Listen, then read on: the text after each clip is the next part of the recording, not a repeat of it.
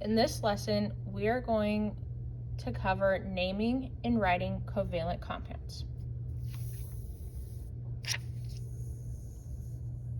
In order to name and write covalent compounds, we will follow these steps. You will first identify the number of atoms for each element. Using our prefix chart in our notes folder, we will use the prefix and add it to the front of each of our elements. We will change the ending of our second element to IDE. For our first example, we are going to look at CO. Our C stands for carbon, and the O stands for oxygen. We have one carbon and one oxygen. We are going to use our prefix chart to determine the prefix that we will use for each element. According to our prefix chart, if we have one atom for our element, we use the prefix mono. However, mono is reserved only for our second element, so we will not use mono for our first element. We are going to use the name for our first element,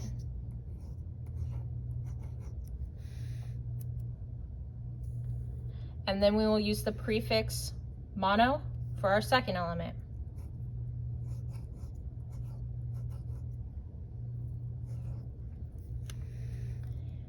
Step 3 is to change the ending of our second element to IDE.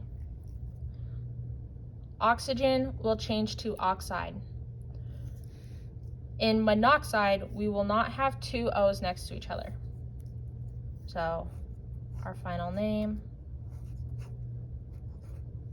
is carbon monoxide.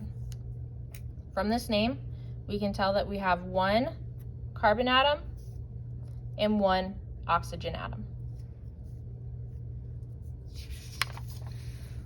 For example 2, we will look at pH3. P stands for phosphorus,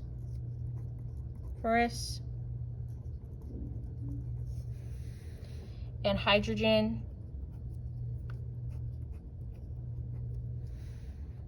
for H.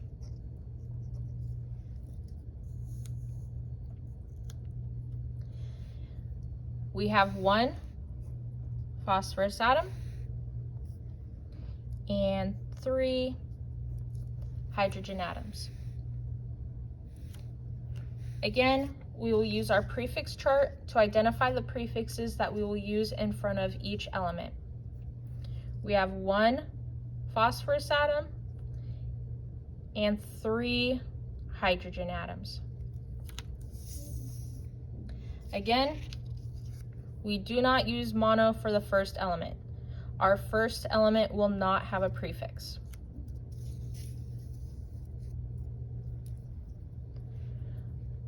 So our name for pH3 is phosphorus.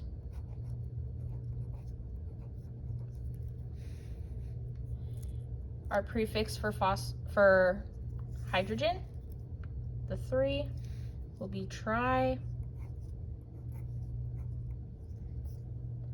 And then we will start writing the name for our second element, which is hydrogen. However, we changed the ending to "ide."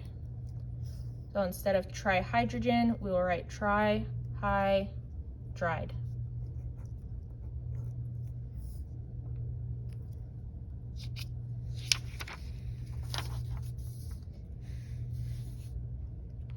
Now you will do the 3 examples on your own.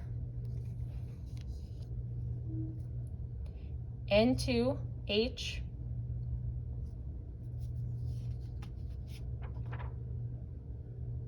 Practice problem 2. SO3.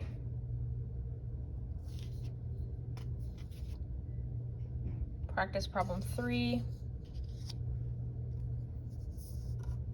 P2BR4.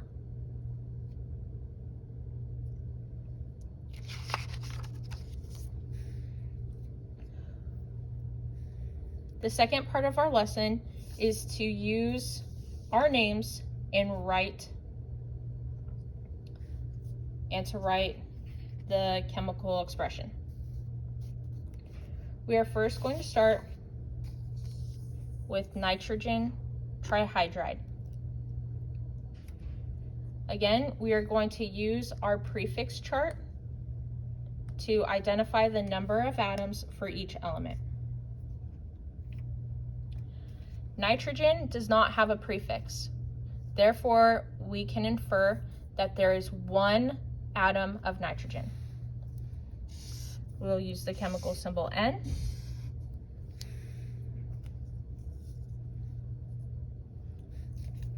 Next, we will consult our prefix chart to look at tri. Our prefix chart shows that tri represents 3 atoms. Hydride represents hydrogen,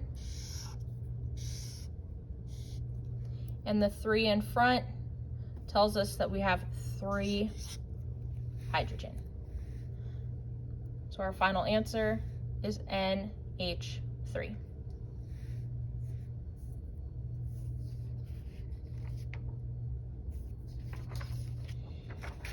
Example number 2. We will look at diboron tetrahydride. Looking at our prefix chart, di represents 2 atoms. Boron, represented by capital B,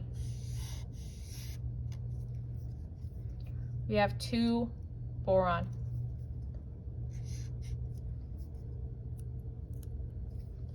Looking at our prefix chart again, tetra represents 4. Tetrahydride. Hydride is hydrogen,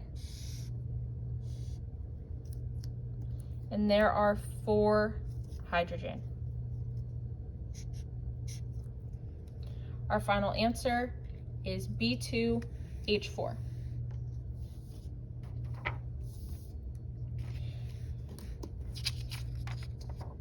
You'll now complete 3 practice problems.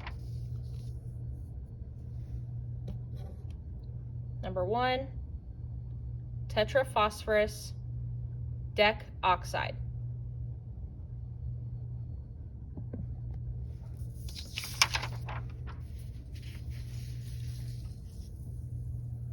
Number 2, nitrogen trichloride.